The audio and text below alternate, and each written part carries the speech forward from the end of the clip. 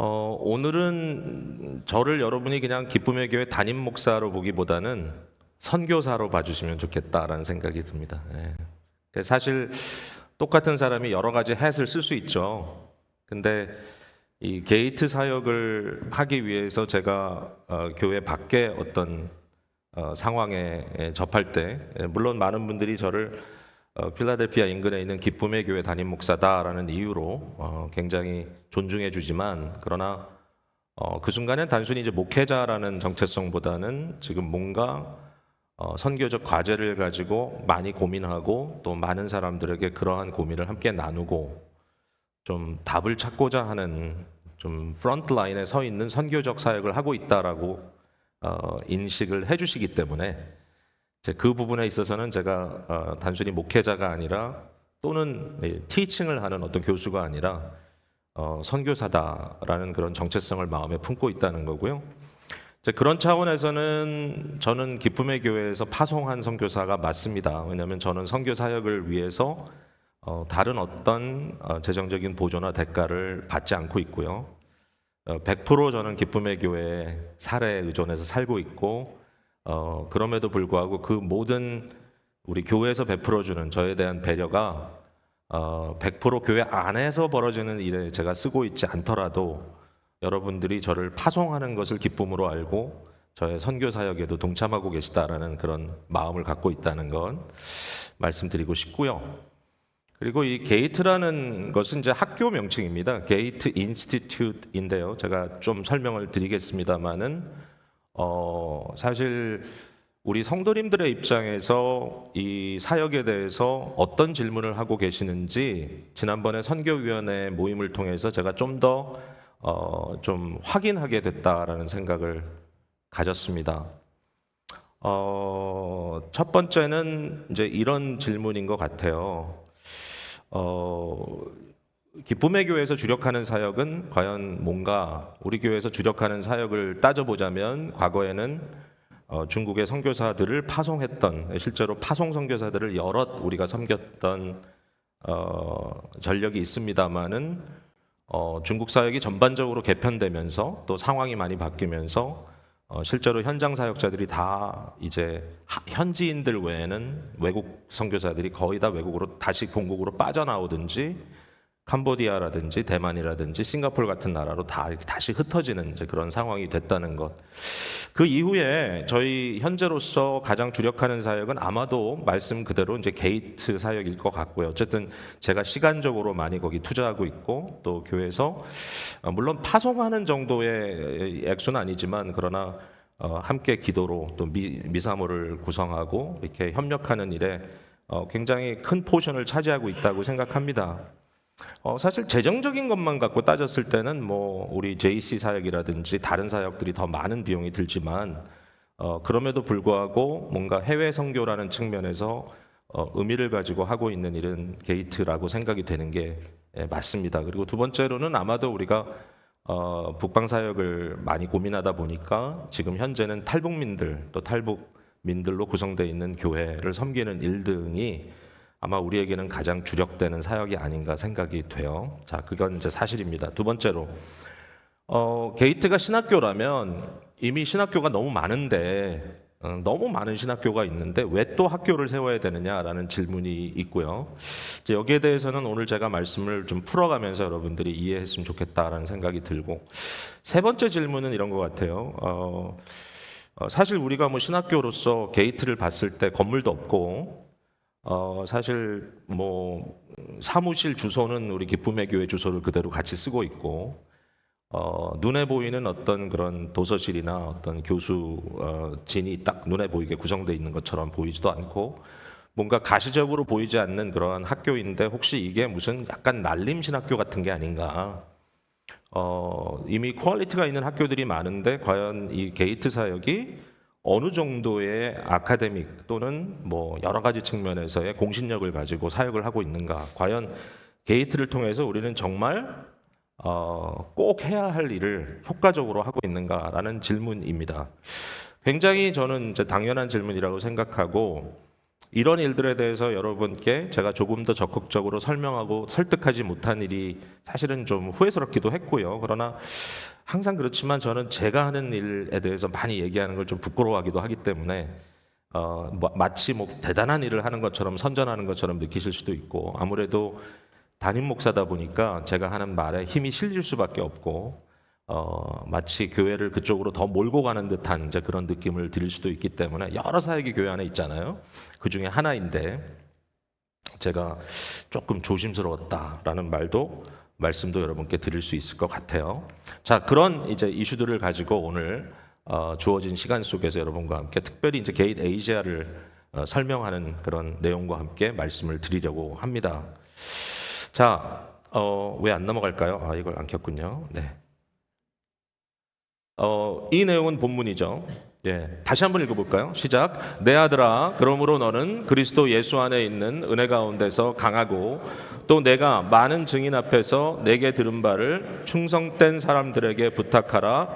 그들이 또 다른 사람을 가르칠 수 있으리라. 제가 이전에도 이 말씀을 드린 것 같은데, 게이트의 어떤 그런 동기나 어떤 목적을 설명하기 위해서 이 본문을 이해하는 게 되게 중요하다는 생각을 해요. 이 짧은 본문 속에 적어도 4단계의 복음 전수가 등장하고 있어요. 자, 이러한 신앙 또는 복음, 믿음을 전수하는 과정이 있는데 첫 번째는 나라고 말하고 있는 바울입니다. 바울은 사도죠. 예수님께서 다메섹 도상에서 그를 직접 만나 불렀습니다. 사도는 하나님의 직접적인 특별한 계시를 받은 아주 독특한 사역을 입은 자들이죠.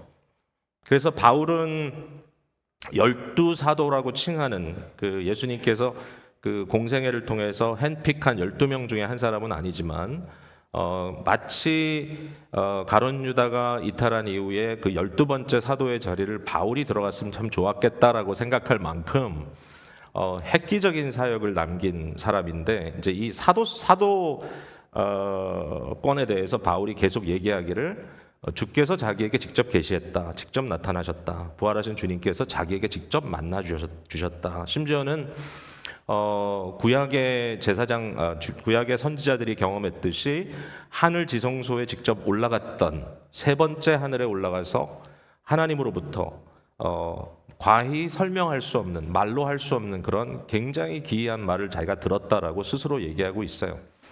근데 바울은 그가 깨달은 계시의 말씀을 혼자 갖고 있었던 게 아니라 그걸 나눴죠, 사람들에게. 오늘 본문에는 특별히 이 편지를 받고 있는 영적인 아들인 디모데에게 전했다고 합니다. 네가 내게 들은 말, 이렇게 되는 거죠. 디모데는 누구냐면은 바울이 개척하는 사역에 동참했다가 바울이 다른 지역으로 떠나갈 때 많은 경우에 뒤에 남아서 지속적으로 그 교회를 컨설리데이트하는, 좀 더 든든하게 세우는 일종의 순회 목회자입니다. 설교자라기보다는 목회자였고요. 그의 성품은 온유했습니다. 그래서 뭐 강력한 커뮤니케이션을 한 그런 사람이라기보다는 교회가 여러 가지로 힘들고 어려울 때 성도들을 사랑으로 다져주는 이런 역할을 하지 않았나 생각이 돼요.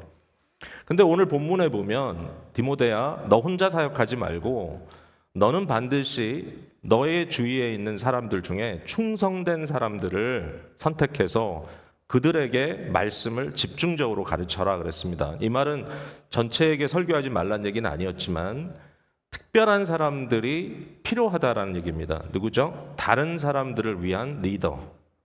물론 디모데도 그 일을 하지 않은 건 아니지만, 그러나 혼자 할 수는 없기 때문에, 또 자기는 떠나가야 하기 때문에 누군가 그 일을 대신 해줘야 되는데, 바로 교회 리더들을 세우는 일이 너무 중요했다. 그렇게 된다면 결국은 그 충성된 사람들을 통하여 교회 성도들이 양육될 수 있을 것이다. 그런 얘기가 이 작은 한 절 속에 담겨져 있는 거예요. 이것을 우리가 생각해 볼 때 이런 이제 결론이 내려지죠. 하나님의 방식은 1차원적인, 좀 띄어쓰기가 틀린 것 같은데 1차원적인 한 사람의 노력이 아니라는 것이죠. 결국은 한 사람이 모든 걸 다 하는 게 아닙니다. 과거에 우리가 선교에 대한 이야기를 들어보면 뭐 허슨 테일러라든지 뭐 아도나야 젖슨이라든지 뭐 인도던 또는 중국이던 마치 어떤 한 슈퍼스타에 의해서 그분이 가는 곳마다 교회가 세워지고 그분이 가는 곳마다 선교 사역이 이루어진 것처럼 이야기를 하지만 사실은 하나님의 나라의 원리를 깊이 들여다보면 한 사람이 한 일은 그 사람이 끝나면 끝나버립니다. 그러니까 결국 그 한 사람의 인생의 그 라이프 스팬으로 그 일이 끝나버린다면 굉장히 안타깝죠. 하나님의 복음은 전수돼야 되고 제너레이션 애프터 제너레이션 그 의미가 또 새롭게 발견되고 모든 제너레이션 또 모든 상황에 있는 사람들이 그 말씀을 깨달아야 되지 않겠습니까? 그래서 결국은 한 사람이 한 사람을 만드는 방법이 아니라 한 사람이 한 사람 또 두 사람 세 사람을 키우면 그 사람을 통해서 또 한 사람 두 사람 세 사람이 키워지는 결국은 그래서 한 사람이 나중에는 수십 명이 되고 수백 명이 되는 이러한 소위 이 멀티플리케이션의 방법을 보여주고 있다라는 거예요.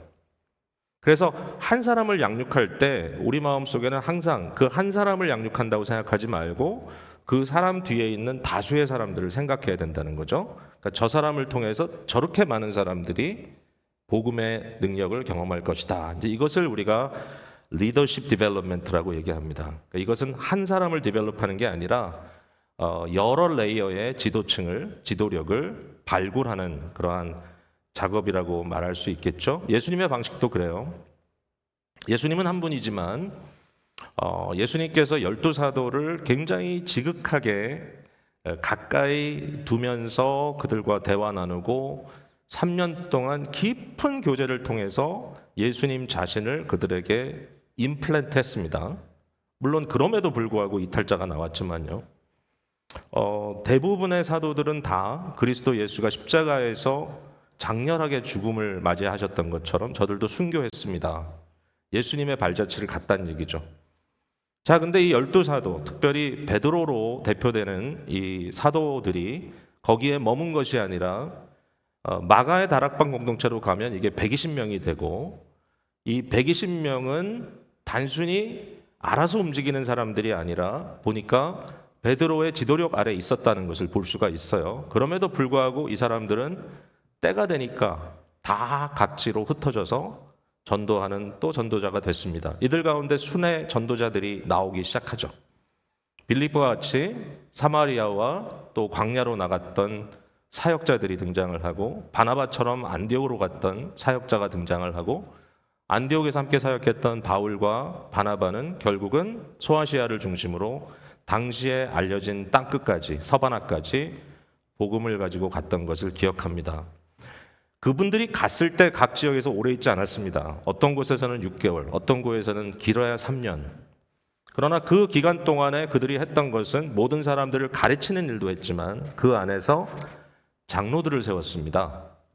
이 장로라는 말은 단순히 치리장로의 개념이 아니라 목양하는 장로들입니다. 목회자들. 오늘로 얘기하면 목사라고 해도 틀린 말은 아닌 것 같습니다. 그래서 그분들이 자기가 거주하고 있는 각 지역에서 공동체를 섬기는 사역을 했다라는 것이죠.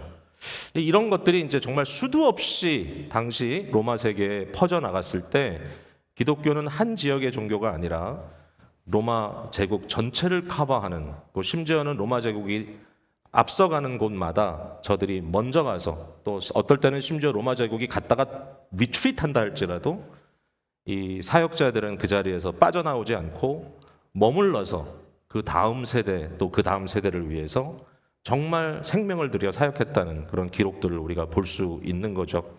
이와 같이 이렇게 퍼져나가는 게 되게 중요하다는 것이죠. 자, 디도서 1장 5절을 한번 읽어볼게요. 디도서는 되게 재밌는 책인데 짧은 책이지만 중요한 의미를 갖고 있어요. 리더십 디벨롭먼트에 있어서. 자, 한번 읽어볼게요. 시작. 내가 너를 그레데에 남겨둔 이유는 남은 일을 정리하고 내가 명한 대로 각성의 장로들을 세우게 하려 함이니. 그러니까 디도라고 하는 이 순회 목회자가 바울에 의해서 네가 그레데라고 하는 크리트라고 하는 섬에 머물러 있어라. 그레데에 대해서 바울은 굉장히 안 좋은 이야기를 하죠. 이들이 문화적으로 굉장히 게으르고 나태하고 그리고 정직하지 않고 아주 문제가 많은 사람들인데 내가 너를 그곳에 남겨둔 이유는 뭐냐면 단순히 네가 여러 가지 일을 하라고 하는 것이 아니라 남은 일을 네가 지금 정리하는 것은 중요하겠지만 내가 너한테 진짜 명하는 것은 뭐냐면 이 여러 마을마다 다니면서 장로들을 세워라. 그래서 그들로 하여금 자기 민족, 자기 족속들, 자기 타운스 피플들을 사역하도록 하라라고 말했다는 것입니다. 자, 이러한 어떤 원리 속에서 게이트라고 하는 사역이 적어도 상상되기 시작합니다. 그러니까 뭐냐 하면요, 이 게이트라는 말은 이 Global Alliance for Theological Education이라는 의미를 담고 있는 약자입니다. GATE. 물론 게이트는 문이라는 뜻도 있고, 그래서 게이트라는 신학교 이름이 나쁘지 않아요. 마치 문을 여는 것 같은 굉장히 선교적인 이름이죠. 근데 사실상 이 게이트의 이제 그 풀 의미는 글로벌이니까 이제 사실 전 세계적인 뜻이겠죠. 전 세계적인, 처음부터 이게 아니 글로벌이 처음부터 이게 가능해요. 근데 저희가 처음으로 2018년에 저희가 컨설테이션을 할 때 실제로 그 컨설테이션에 모였던 사람들은 정말 글로벌했어요. 아프리카에서도 오시고, 남아프리카에서, 유럽, 프랑스에서도 오시고, 미주에서도 이제 미국에서도 오시고, 또 동남아시아에서도 오시고, 중국에도 여러 명이 나오시고 등등 하면서 상당히 글로벌한 그런 스코프를 가지고 안목을 가지고 시작한 건 맞아요. 그래서 우리가 이 글로벌이 중요하다. 그러나 단순히 이것은 그냥 벌려놓는 것이 아니라 협력하는 것이다. alliance죠. 그 다음에 신학 교육을 위한 협력이다. for theological education. 그래서 이제 게이트 인스티튜트이 이제 생긴 건데, 이 학교의 목적은 그냥 일반적으로 목회자를 키우는 학교는 아닙니다. 이 학교는 다른 리더를 양육할 리더들을 세우는 학교입니다. 또 세운다는 표현보다 어떻게 보면 이미 자생적으로 세워져 있는 리더들을 더 효과적인 리더가 될 수 있도록 임파워링 해주는 사역을 한다는 게 더 옳을 거예요. 그러니까 우리가 모르는 지역에 직접 가서 우리가 사람을 고르진 않죠. 이미 그 지역마다 아직은 뭔가 부족하지만 그 어린 영 처치죠. 아직은 선교적으로 어린 교회들이지만 현지인들 중에 좀 탁월한 사람들이 그 안에서 스스로 발굴되게 되고, 어떤 선교사에 의해서 몇몇 현지인들은 특별히 귀한 사역자로 준비가 되는데, 문제는 뭐냐면 목회자만 키워서는 안 되는 거죠. 왜냐하면 다른 목회자를 키워낼 그러한 리더가 필요한 거잖아요. 그래야 서스테이너빌리티가 되잖아요. 그래서 이게 유지되어 가야 되고, 어떤 일종의 생태계가 만들어지기 위해서는 목회자들을 스스로 배출할 수 있는 그러한 메커니즘이 거기 있어야 되는데, 일반적으로 그렇게 하기 위해서는 어떻게 되냐면은 특출한 사람들이 미국이라든지 뭐 유럽이라든지 이미 신학적으로 굉장히 앞서 있는 그런 많은 리소스를 가지고 있는 지역으로 가서 자기네들이 어려운 문화, 또 어려운 언어, 어려운 여러 가지 장벽들을 극복하고 살아남아서 학위를 받고 돌아오면 이 사람들이 자기 나라로 가서 대장 노릇을 하는 경우가 이제 일반적으로 있었던 일이고, 한국 교회도 거의 그렇게 비슷하게 진행이 됐던 것이 사실이에요. 그런데 저희는 이렇게 둘러보니까 이제 이 일이 굉장히 심각한 문제들을 안고 있다라는 사실을 발견하게 된 거예요. 왜냐하면 일단 좋은 리더들이라 할지라도 현장을 떠나서 외국으로 갔을 때, 더군다나 문화적으로 경제적으로 훨씬 앞서 있는 나라로 갔을 때 여러 가지 문제가 생겨요. 뭐냐면 자기들은 좋겠죠. 아, 여기 사니까 좋다. 우리 아이들도 여기를 좋아하네. 우리 아이들 교육 문제를 생각해서라도 내가 좀 오래 있어야 되겠다. 실제로 5년 공부하면 끝나야 되는데 10년을 공부합니다. 10년을 공부한 이후에 다시 본국으로 돌아가려고 하니까 아이들이 이미 미국화돼 버렸어요. 결국은 아내와 결별하고 혼자 들어갑니다. 뭐 이런 경우도 생기고, 들어가 보니까 이미 현장은 10년 동안 너무 많이 바뀌었어. 그리고 영적으로 서로 소통되는 기능이 단절돼 버렸어. 그리고 외국에서 학위를 받았다고 왔는데 현장과는 전혀 동떨어진 공부를 하고 왔기 때문에 현장에 와서 그것을 이야기할 때 굉장히 이론적이고 딱딱하고 현지인들에게는 교만하게만 들리고, 그래 너는 미국 어느 학교에서 학위를 따왔다고 우리보다 잘났단 말이지, 이제 이러면서 결국 중국에서 제가 직접 경험한 건데, 외국에서 공부하고 들어온 사람이 견뎌내지를 못하고 서로 피차 문제였어요. 결국은 밀려나가는 모습들을 너무나 많이 봤다라는 거죠. 이 브레인 드레인이 너무 많아요. 그리고 실제로 이처럼 외국까지 나와서 공부할 수 있는 사람들의 경우는 굉장히 많은 베네핏을 이미 받고 있는 사람들이에요. 다르게 얘기하면 금수저, 은수저들입니다. 근데 현장에서 실제로 잘 사역할 수 있는 사람들은 그런 사람들만은 아니에요. 돈이 없기 때문에, 인맥이 없기 때문에 사실은 굉장히 많은 능력과 또 지력도 갖고 있는데 그런 기회를 전혀 얻지 못하는 사람들도 있어서 과연 그런 사람들에게 서구가 줄 수 있는 또는 이미 신학적으로 많은 리소스를 축적하고 있는 우리들이 그들에게 뭔가 최고의 것을 줄 수 있는 그런 채널이 될 수 있다면 얼마나 좋을까. 게이트는 학교라기보다는 클리어링 하우스입니다. 이렇게 얘기하면 됩니다. 여러분, 물건을 사려면 여러분들이 아마존닷컴으로 들어가서 물건을 사잖아요. 그럼 아마존닷컴에서 물건을 오더하지만 그 물건은 아마존에서 오는 게 아닙니다. 그 아마존에 물건을 대고 있는 공장에서 또는 다른 사업체에서 오게 되겠죠. 그러니까 서구 이 소위 그 majority world라고 우리가 얘기하는데 우리가 이제 제3국이라고 얘기하는데 별로 좋은 텀이 아니라서 이제 우리가 영어로는 majority, 그러니까 다수가 살고 있는 나라다, 그런 세계다 이렇게 얘기를 하는데 그런 소위 우리가 일반적으로 말하는 이제 선교지, 아직은 교회들이 아주 어린 그런 선교지에 있는 어떤 리더들이 자기네들이 신학적인 교육을 받고 싶은데 어떻게 할 수 있을까? 그랬을 때 직접 웨스트민스터 신학교라든지 직접 리폼 티올로지컬 세미너리라든지 직접 영국의 런던에 있는 오크힐 칼리지라든지 뭐 이런 신학교들을 직접 자기네들이 들어가서 거기에 리소스를 직접 가져온다는 것은 너무 어렵지만 그분들이 게이트로 들어와서 그 게이트가 이 모든 것들의 서플라이를 받아서 이분들에게 줄 수 있는 것들을 그들의 가격에 맞추고 그들의 형편에 맞추고 뿐만 아니라 그들의 상황적인 그 요소들을 프로세싱 해주는 과정을 통해서 그냥 단순히 레처를 하는 게 아니라 그들에게 몇 달에 걸친 멘토링을 끊임없이 주면서 필요한 자료들도 자기네들이 받을 수 있는 기회가 별로 없어요. 그쪽에서는 도서실이나 이런 게 구비되어 있지 않기 때문에 연구를 하다가 필요한 자료가 있을 때는 언제든지 우리 쪽에서 또는 그 전체를 인도하는 그런 팀들이 필요한 자료들을 확보해서 그들에게 공급하는 일까지 결국 좀 스푼피딩 하는 것 같지만 실제는 그렇지 않아요. 연구는 본인들이 하는 거기 때문에. 그러나 그들이 그 어떤 그 메커니즘을 공부하는 메커니즘을 배워나가는 과정을 통해서 점점 더 그들의 어떤 목마름이나 배고픔은 커지고 이 허기짐 속에 그것을 서플라이 해주는 작업은 시간이 갈수록 좀 더 익사이팅해질 수밖에 없는 거죠. 이제 그런 일을 하는 이제 게이트의 역할이 있다라고 여러분께 말씀드리고 싶고요. 자, 몇 가지 목적이 있다면 이런 겁니다.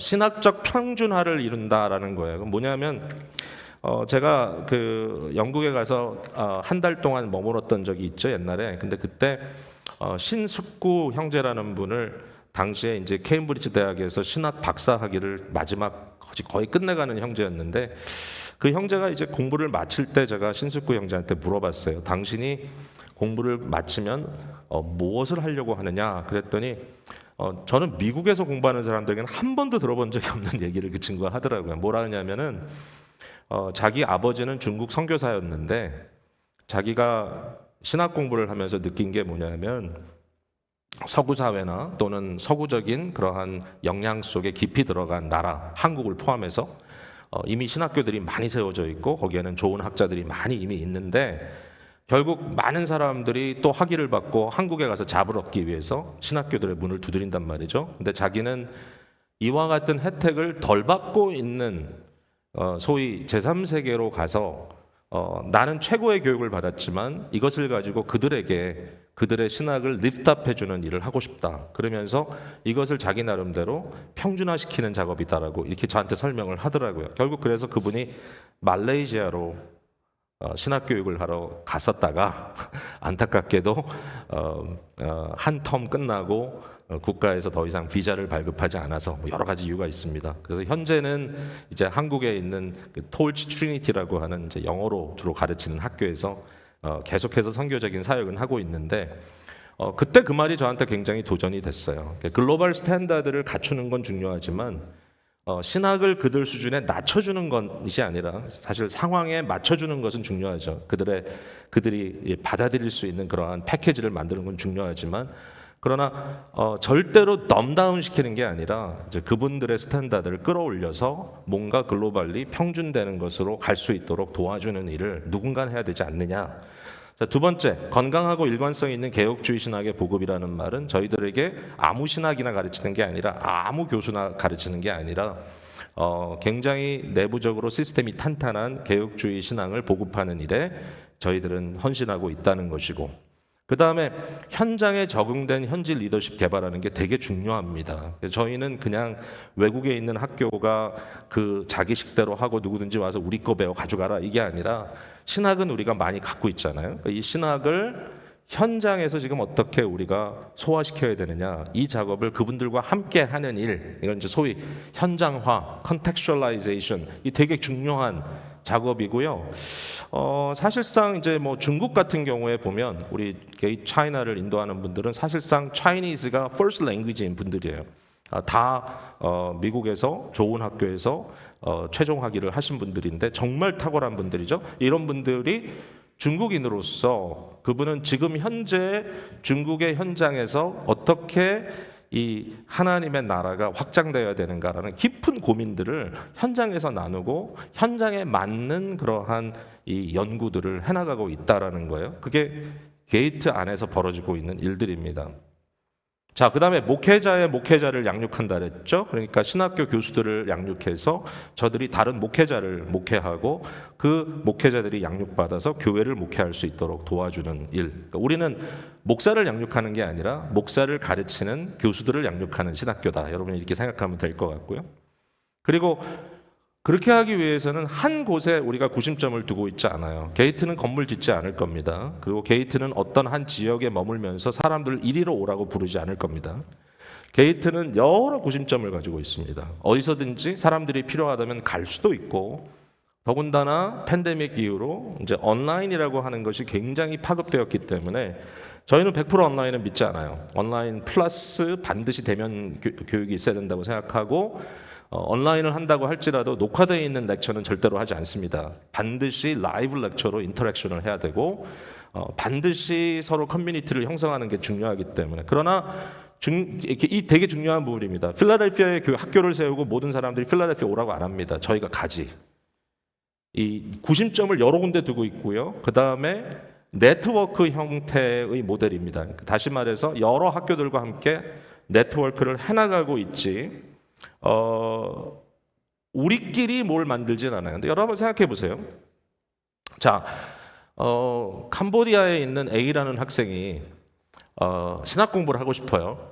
캄보디아에 있는 A라는 학생이 신학 공부를 하고 싶어. 근데 미국에 자기가 만만하게 갈 수 있는 신학교를 생각해 봤더니 저쪽 그 볼티모어에 있는 F라고 하는 신학교예요. 근데 F 신학교를 가면 가능한 게 뭐냐면은 학교 수준이 조금 적당해요. 너무 엘리트 아니고 너무 어렵지 않고 또 뭐 좀 약간 만만한 그런 느낌이에요. 근데 미국까지 와서 공부를 합니다. 근데 여러분 그렇게 학교를 선택해서 갔을 때 어떤 문제가 있냐면요. 그 학교는 그 현재 학교가 이렇게 영입하고 있는 교수진에 의해서만 티칭이 가능합니다. 그죠? 자기네끼리 가르치는 거예요. 자기네끼리. 그러면 일반 대학 같으면은 뭐 학교가 크니까 교수진들도 많고 뭐 여러 분야에 세분화된 그런 사람들이 있지만 미국의 웬만한 신학교는 100명 넘는 데가 많지 않아요. 대학원들이. 여러분 놀라셨지만 사실이에요. 그러니까 이 대학원 수준에서 100명 이상의 학생을 가지고 있는 학교는 그렇게 많지 않아요. 몇몇 뭐 침례교 학교들은 막 굉장히 큰 학교도 있는데 그건 아주 예외고요. 사실상 그런 학교들은 이제 많은 면에서 좀 일관성이 떨어지는 것도 사실이에요. 그러니까 이 몇 명 안 되는 그런 학교를 운영하는 데 있어서 실제로 그 학교 안에는 소위 에이스라고 있는 교수들은 1명, 2명, 많으면 3명 정도의 교수들이 가르치는 겁니다. 반면에 게이트는요, 예를 들어서 그 F라는 학교에 아주 유능한 교수가 하나 있잖아요. 자, 그분이 뭘 가르치냐면은 조직신학을 가르쳐요. 그러면 그분이 너무 좋은 분이라고 하면 게이트는 그분을 리크루트합니다. 그래서 당신은 우리를 위해서 조직 신학을 가르쳐 주세요. 문제는 뭐냐면 F라는 학교에는 조직 신학은 잘 가르치는데 교회사를 가르치는 교수는 변변치 않단 말이에요.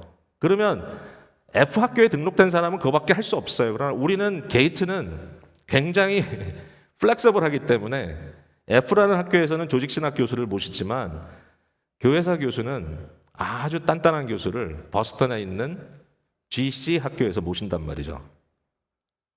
아니, 그럼 그 사람들이 와서 가르쳐요? 놀랍지만 서구의 신학자들 중에 한 번도 선교지를 나가보지 못한 사람들도 너무 많고 선교적 임페터스를 주었을 때 자기도 모르게 굉장히 마음에 흥분감을 갖게 되는 그런 유능한 교수들이 굉장히 많아요. 물론 오리엔테이션도 하고 반복적인 교육을 통해서 그분들도 페다고지를 배우지만 이게 굉장히 멋진 일이라는 거예요. 더글라스 그린이라고 하는 유명한 구약 교수가 있습니다. 웨스트민스터에서 오래 가르치다가 지금은 오스트레일리아, 호주의 퀸슬랜드라고 하는 기독교 학교에서 지금 가르치고 있고 나이가 이제 꽤 됐는데 여전히 교수를 하고 있는 분인데 이분은 정말 복음주의권에서 굉장히 유명한 분입니다. 근데 이분이 게이트 차이나 우리 중국 프로그램의 해석학 교수로서 일주일 동안 강의를 하고 나서 우리들한테 한 얘기가 뭐냐면은 자기 인생의 이 한 주간이 하이라이트였다 얘기하더라고. 너무 감동스러웠다. 내가 현장에 가서 중국인들에게 가르치고 있는 현장감을 아주 너무 짜릿하게 느꼈다. 나의 인생의 하이라이트다. 그러니까 결국 여러 레이어가 있어요. 이런 교수들에게 선교적인 센서타이즈도 하고요. 현장에 있는 분들에게 좋은 교수들의 강의를 듣게 하고요. 그 중간에서 그 일을 돕고 있는 예를 들면 중국계 소위 아카데믹 펠로우 그러니까 우리 직원들이 있거든요. 이분들이 앞으로 자기들이 교수 사역을 하면 어떻게 해야 될까라는 것을 미리 경험할 수 있는 굉장히 좋은 트레이닝 그라운드입니다. 이 모든 것들이 다 동시에 진행되고 있다라고 말할 수 있고요. 이게 좀 저희가 하려고 하고 있는 모습이라는 거예요. 최종 목적은 새로 부상하는 이 영 처치, 국가, 민족, 부족, 언어 이들 가운데 현지인들이 직접 참여하는 신학 공동체를 구축하는 거고요. 그래서 단순히 한 명이 아니라 여러 명이 그 안에서 함께 신학적으로 소통하고 서로와 서로를 인커리지 해주고 체크 앤 밸런스 해줄 수 있는 그러한 공동체를 구축해 주는 것이고 이것이 지속 가능한 신학교육의 생태계를 모든 민족 단위에 형성하는 것이 최종적인 목적입니다. 물론 이건 우리만 하는 게 아니기 때문에 절대로 무슨 어려운 싸움이라고 생각하지 않고 우리가 나름대로 함께 이 일을 위해서 도모하면서 나가는 것인데 그러나 굉장히 재밌는 건 뭐냐면 저희가 정말 뭐 이렇게 대단히 똑똑하고 대단히 뭐 기발한 그런 고민을 하지 않았는데도 불구하고 많은 서구의 좀 오래된 전통을 지니고 있는 학교들이 게이트를 통해서 상당한 인스피레이션을 받고 있다라는 거예요. 야, 너네들 어떻게 그거 하냐? 심지어는 컨설팅을 하기도 하고요. 그래서 지금 현재는 이제 이 온라인 교육으로 들어가면서 많은 학교들이 온라인 프로그램을 개설해서 다른 나라들의 학생들을 다 영입을 하는데 이제 그런 학교들의 문제점은 뭐냐면 동일합니다. 일단 교수진이 완벽하지 않을 수밖에 없고 레킹이 있고 두 번째로 재정적인 부분에 있어서 자기네들은 수입을 올리지 않으면 안 됩니다. 왜 자기네 인프라를 자기가 가지고 있는 건물 뭐 자기가 가지고 있는 교수 이 스태프진 뭐 수많은 풀타임 사역자 이런 사람들을 또 행정하는 사람들을 서포트를 해야 되기 때문에 결국은 학생들로 인해서 수입을 얻어야만 되는 그런 구조이기 때문에 그 수입을 창출하기 위해서 결국은 많은 학생들을 이렇게 영입하려고 하지만 학생들의 입장에서는 서스테이너빌리티가 그렇게 좋지가 않다. 그런 겁니다. 자, 여러분 한국만 해도요. 아직도 이게 뭔지 모르겠습니다. 무슨 예를 들어서 신학적 사대주의인지 모르겠지만 한국에 그렇게 좋은 학자들도 많고 그렇게 좋은 신학자도 많은데 여전히 미국 학교 와서 공부하는 그렇게 좋아요. 요새 그래서 온라인으로 하면 한국에서 많이 들어와요. 근데 미국에 있는 학교들이 한국 학생들을 많이 영입합니다. 왜 그런지 아세요? 돈을 많이 내고 배우거든요. 그 능력이 돼요. 그래서 몇만 불씩 학비를 내고 공부를 합니다. 그러니까 그걸 가지고 뭔가를 만들어 가려고 미국에 지금 굉장히 많은 신학교가 재정적으로 어려움을 겪고 있는데 이제 그 학교들마다 한국을 영입하려고 그렇게 애를 쓰는데 문제는 뭐냐면 그게 선교적으로 무슨 의미를 갖고 있냐는 거죠. 한국에 있는 신학교도 어려운데 미국의 신학교까지 그 경쟁에 뛰어들어 가지고 그분들과 함께 일종의 자기 걸 챙기려고 한다 하면 굉장히 안타까운 일이잖아요. 근데 문제는 뭐냐면 이분들이 똑같은 일을 캄보디아나 미얀마에서는 할 수가 없습니다. 왜? 미얀마에는요 목회자의 한 달 샐러리가 50불입니다. 캄보디아는 좀 더 잘 살아요. 120불. 그런 사람들이 어떻게 몇만 불씩 학비를 내고 공부합니까? 이 갭은 너무 커요. 빈부차가. 그러나 신학교가 정작 필요한 곳은 캄보디아와 미얀마입니다. 한국이 아니고. 한국은 신학교육이 얼마든지 있어요. 네. 이 사람들한테 가야 되잖아요. 이 목적을 위해서 마음을 같이 할 수 있는 소위 like-minded 된 모든 사람들과 모든 기관들과 협력하는 컨소시엄을 저희는 추구하고 있고요.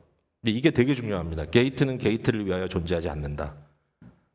게이트를 키운다든지 게이트가 뭔가를 갖춘다든지 게이트가 재정적으로 뭘 한다든지 그게 우리의 목적이 전혀 아니기 때문에 어떨 때는 학생들에게 뼈를 깎듯이 우리의 물질을 그들에게 도리어 서플라이하면서 받는 게 아니라 우리는 교육을 제공한다라는 얘기입니다. 게이트가 게이트를 위해 존재하지 않는다는 건 너무 중요합니다. 제가 이런 말을 할 때마다 사람들이 깜짝깜짝 놀라곤 하는데 아시겠지만 게이트는 저의 비즈니스가 아닙니다. 이건 툴이죠. 그리고 이 툴이 많은 사람들 사이에서 인식이 더해갈수록 그 툴의 유용성은 점점 커지는 거죠.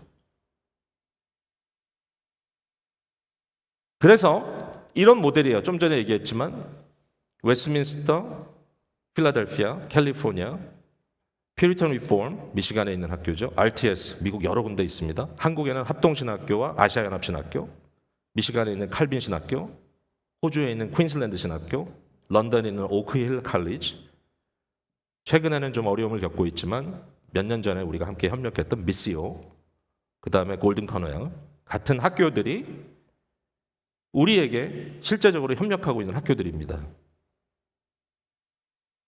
어떤 학교들은 조금 더 깊은 그런 이 연대를 갖길 원해서 실제적으로 MOU를 통해서 학위를 공유한다든지 뭔가 학적으로 같은 선상에 서는 그러한 정도까지 가는 경우도 있지만 대다수의 학교들은 자기 유지하는 데 바쁘기 때문에 이제 사실은 열심히 자기 일을 하죠. 그런데 우리는 이분들과 함께 이 비전을 나누면서 끊임없이 교류하고 있다. 그래서 이분들이 게이트 인스티튜트를 통해서 결국은 중국에 또는 전 세계로 흩어져 있는 한인 선교사들 또 최근에 우리가 시작한 동남아시아 지역의 우리 현지인들을 위해서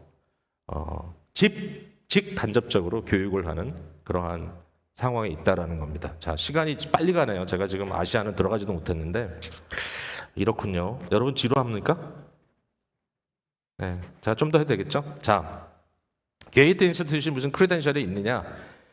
기쁨의 교회에서 그냥 하는 거 아니냐? 그거는 아니고요. 왜냐하면 학위를 줘야 되니까. 그래서 캘리포니아주의 그 디파트먼트 에듀케이션에 등록되어 있는 인가를 받은 학위를 수여하는 기관입니다. 저희는. 그래서 이 과정도 적지 않은 그런 노력이 필요했지만 감사하게도 몇 년 전에 이게 다 해결이 돼서 작년에 졸업식을 할 수 있었습니다. 그냥 페이퍼를 주는 게 아니라 실제로 미국의 교육기관에 등록되어 있는 학위입니다. 그래서 세 가지의 학위를 줄 수 있지만 현재로는 MDiv는 안 하고요. 이건 기초적인 거기 때문에 넣어놔야 된다를 집어넣습니다. 그 다음에 이 Association of Reformed Theological Seminary라고 하는 ART라고 하는 기관에 저희들이 지금 현재는 어필리에이트 멤버로 돼 있고요. 어크리테이션 과정을 지금 가고 있는 중인데 이 ART라고 하는 기관은 미국의 Council of Higher Education Accreditation 이라고 하는 기관에 결국 치아에 가입이 돼 있어야 미국 정부에서 주는 장학금도 받을 수 있고 혜택을 받을 수 있는 겁니다. 그래서 치아 되게 중요한데 이 치아가 ART를 한 2년 전에 인증기관으로 영입했고 이 굉장히 까다로운 과정을 통과한 그러니까 알츠도 나름대로 공신력을 지닌 그런 기관이 되었죠. 그래서 저희가 이 알츠를 통해서 우리 학교의 어떤 그 어크리테이션, 그러니까 학교의 인준 작업을 하고 있어서 결국은 게이트를 통해서 필요하다면 다른 학교로 또 진학할 수 있는 그런 길을 만들어줄 수도 있는 거죠. 그리고 현재 8개의 교회를 대표하는 8인으로 구성된 이사회가 재정과 운영을 관리하고 있고 저희는 별도로 우리 교회가 아니고 별도로 501c3 Non-Profit Tax Exemption 스테러스를 가지고 있는 그런 기관이다. 그래서 나름대로 그동안에 이런 작업들을 굉장히 애를 써서 해왔고 게이트의 스태프들은 게이트 차이나의 우리 조니 챙 박사 그리고 이넉 리 그래서 디렉터와 또 어소시에이트 디렉터가 있고 게이트 KD는 여러분 잘 아는 은진 킴 이제 한국으로 갔지만 지속적으로 이 사역을 이어가고 있고요. 그 다음에 게이트 에이시아에는 최근에 닥터 스티븐 조라고 사실은 우리 이웃에 있는 ELMC 뭐 쉽게 얘기하면 이제 영생교회에 함께 공존하고 있는 이제 영어교회인데 거기에 담임 목사이면서 웨스트민스터에서 몇 년 전에 신약 부분에서 박사학위를 받은 굉장히 탁월한 사실은 2세인데 이 사역에 이제 자기가 완전히 자신을 들였고 사실 어려운 일이죠. 뭐 저도 그렇지만 이제 또 목회를 풀로 하면서 어렵지만 이 비전을 서로 나눴을 때 스티븐은 사실은 이제 KD에 몇 년 동안 그 펠로우 역할을 하고 있었지만 이제 디렉터를 맡아야 되니까 쉽지 않은데 감사하게도 그 교회 당회에서 함께 심사숙고하고 비전 쉐어링을 한 다음에 이분을 파송하는 그런 절차가 있어서 올해 드디어 풀로 이렇게 조인하게 됐습니다. 여기에 이제 아카데믹 어페어스 오피스가 있고 그 다음에 티칭 스태프들이 현재 11명이 함께 학생들을 멘토링하는 작업을 계속 진행하고 있습니다. 자, 새로운 프로젝트로 게이트 에이지아를 저희가 시작하게 됐는데요. 이 얘기는 작년부터 제가 하지 않았습니까?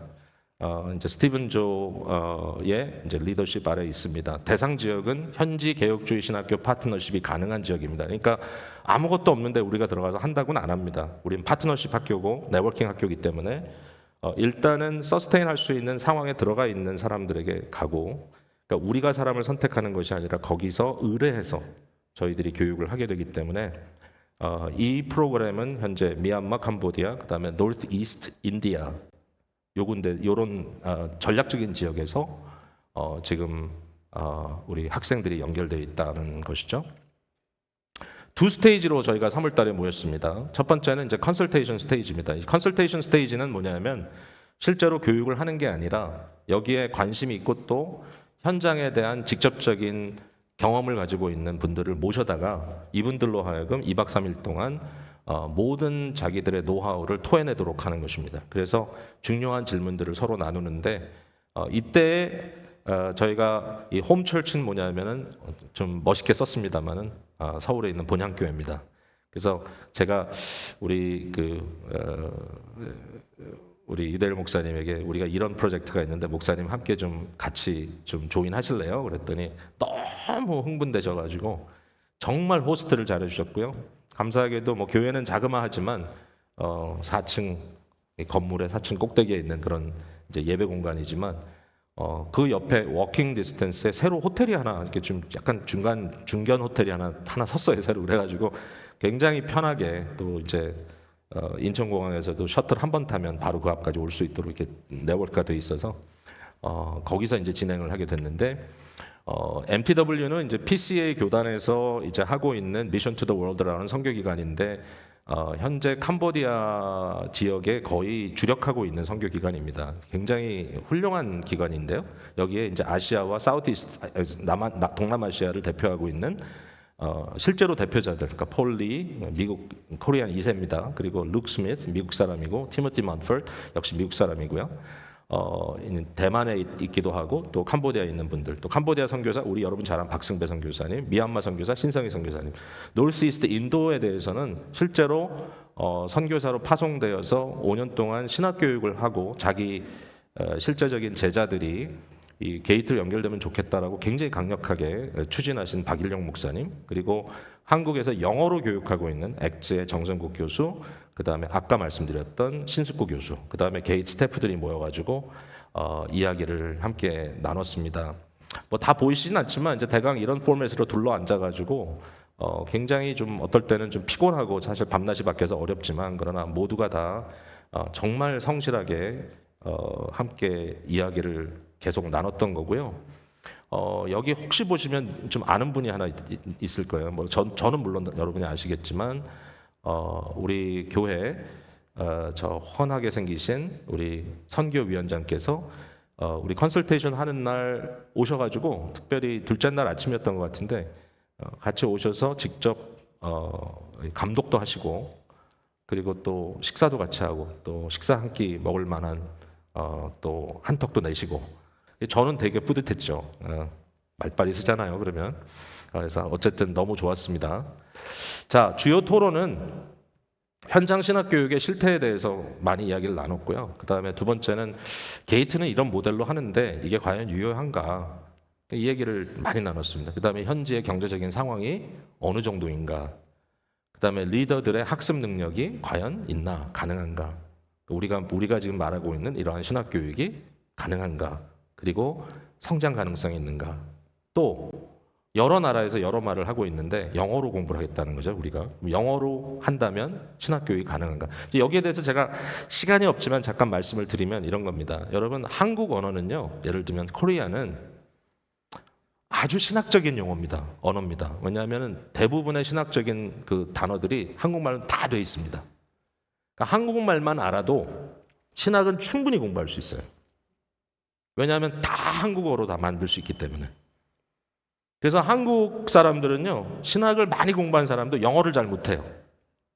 네, 왜냐하면 필요를 못 느껴요. 그냥 공부는 하지만 겨우 해. 한국말로 해. 한국말 하는 게 훨씬 좋아. 근데 예를 들어서 캄보디아를 보면 캄보디아는 이 khmer이라고 하는 언어가 신학적인 언어가 아니에요.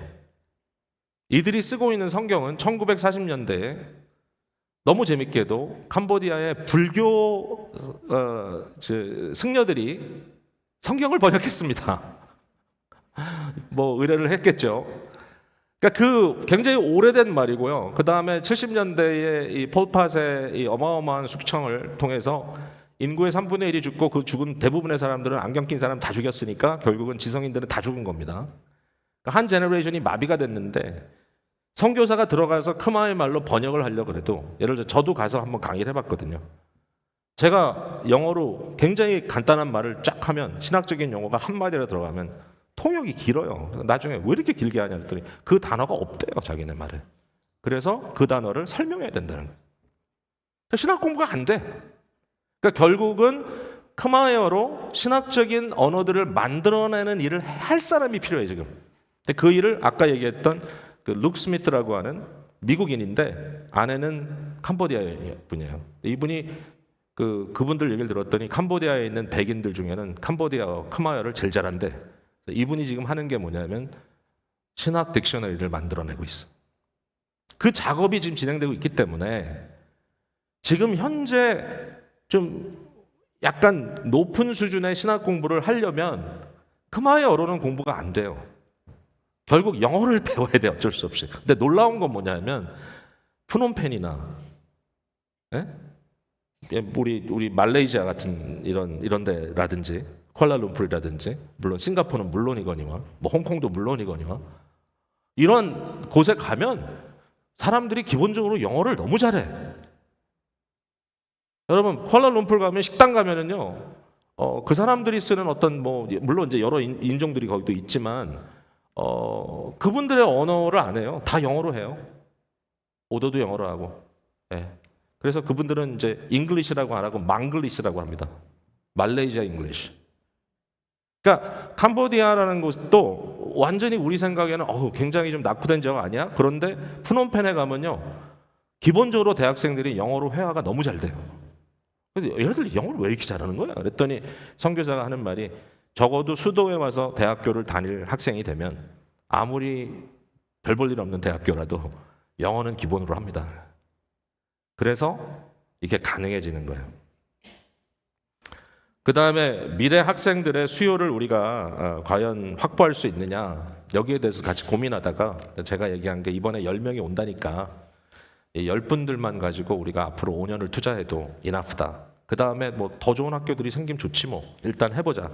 대면 교육을 할 수 있는 장소 확보가 필요하다. 왜냐하면 한국에서 할 수 있을까 혹시 생각을 해봤는데 인프라가 좋으니까 비자를 받을 수가 없어. 한국에 들어오는 비자를.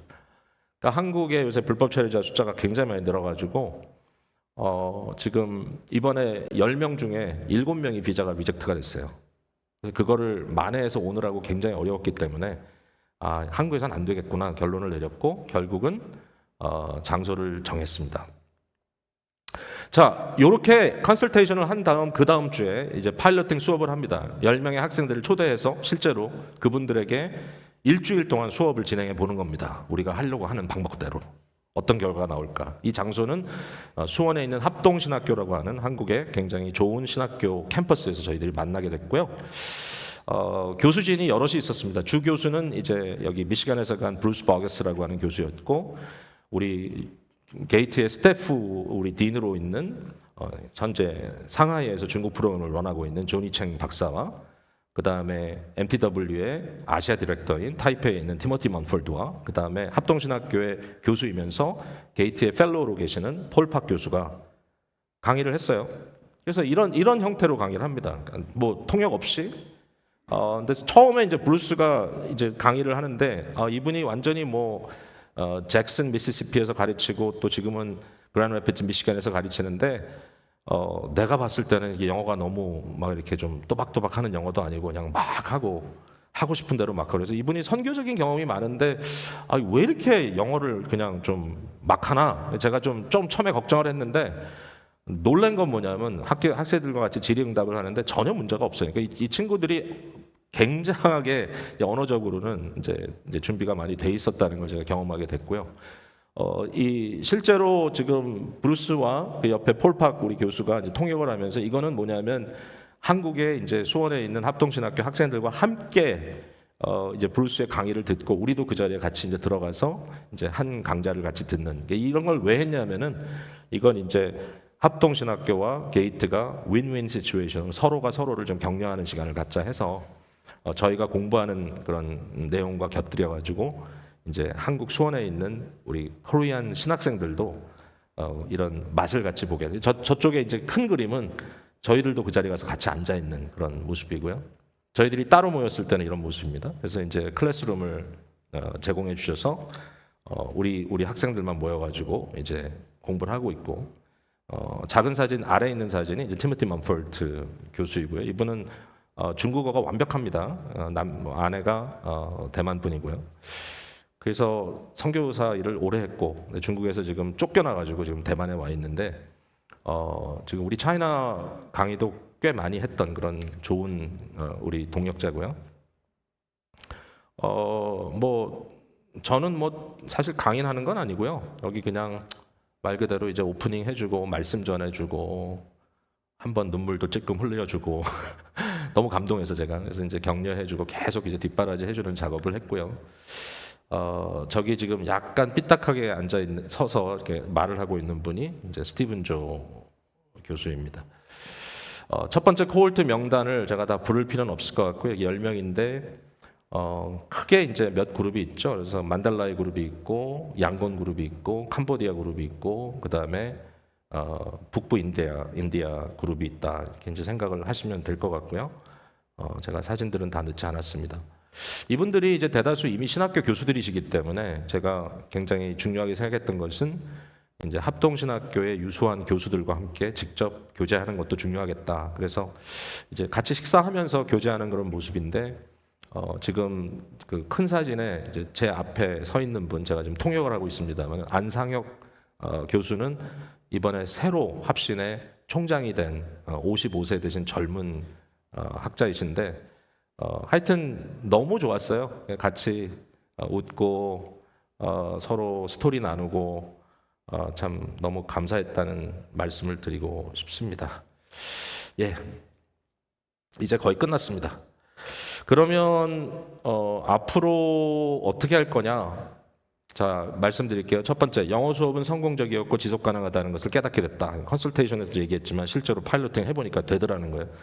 그 다음에 THN 과정으로 이제 10명이 공부를 했는데 야 당신들 다 THN 과정 들어갈 거야? 그랬더니 100%다 들어가겠습니다. 그래가지고 일단 first cohort 같이 공부하는 집단이 형성이 된 거고요. 그러니까 이렇게 되면 기본적으로 3년 같이 갑니다. 3년 동안. 그리고 너무 획기적인 일이 벌어졌는데 그 게이트와 이 미시간에 있는 Puritan Reformed Theological Seminary 요새 굉장히 핫한 학교고요. 한국에서도 한 40여 명이 유학 간 학교인데 이 학교에서 저희들에게 조인트 프로그램 제안을 해줬습니다.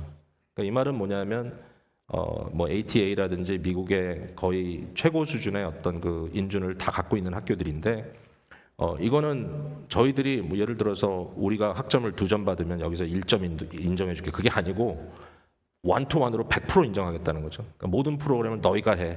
근데 너희가 끝내면 학위는 우리가 줄게. 되게 희한하죠. 그럼 우린 돈이 없어 못해. 내가 그랬더니 하는 말이 학생 하나당 1년에 12불만 내. 1년이 아니고 한 달에. 큰 돈은 아니에요. 그리고 인스티튜셔널리 1년에 500불. 그러면 풀리 공유하겠다. 그래서 지금 MOU 사인을 하고 있습니다. 이건 뭐 생각하지 않았던. 그러니까 지금 갑자기 이 조인트 프로그램 아이디어가 나오다 보니까 이제 동남아 지역에는 거의 톱 프로그램이 돼버리고 말았어요. 이게 놀라운 섭리라고 말할 수 있겠죠. 그 다음에 대면 수업은 방콕과 타이페이에서 하는 걸로 지금 돼 있고요. 그리고 개인은 학비를 다 면제해주고 개별 후원 기관을 확보하는 중이고 세 지역의 신학 공동체를 구축하는 게 현재로서는 당장 눈앞에 있는 목적입니다. 양곤, 만달라이, 푸놈펜 그리고 아카데믹 펠로우를 확보하는 것이 좀 시급한 과제다라고 말씀을 드리고 싶습니다. 얼마나 좀 여러분들이 이 내용을 좀 잘 이해하시고 게이트가 이런 거 하는 거구나라고 좀 인식을 하셨는지 모르겠지만 제 나름대로 1시간 정도 최선을 다해서 말씀을 드렸는데요. 혹시라도 질문들이 있으시면 언제든지 저에게 말씀해 주시고 도대체 돈이 어디서 나서 이런 일을 하느냐 사실은 개미 군단입니다. 그리고 상당히 큰 도네이션 하던 회사가 몇 군데 있었는데 팬데믹 이후로 다 쪼그라져 들었습니다. 그래서 고맙게도 이제 저희 교회에서도 이제 개별적으로 1,000불, 2,000불씩 이렇게 헌금을 해주시는 분들도 계셔서 이번에 도움이 많이 됐고요. 그러나 전혀 어렵지 않습니다. 전혀 어렵지 않고 제가 뭐 대단한 힘은 없어도 필요할 때 하나님께서 항상 주신다라는 확신 갖고 가고 있고 그래서 이번에 이제 에이지아 프로그램을 이제 나눴더니 미국에 있는 여러 회사들도 굉장히 관심을 갖고 지금 문의를 하고 있어서 일단 뭐냐면 구체적이고요. 그러니까 학생 하나 내가 맡을게. 이게 굉장히 쉬워진 거죠. 학생 하나 내가 맡을게. 그리고 하여튼 뭔가 이렇게 좀 앞이 보인다. 과거랑은 또 다른 하나의 문이 활짝 열린 것 같아서 굉장히 익사이팅하게 앞을 향하여 가려고 합니다.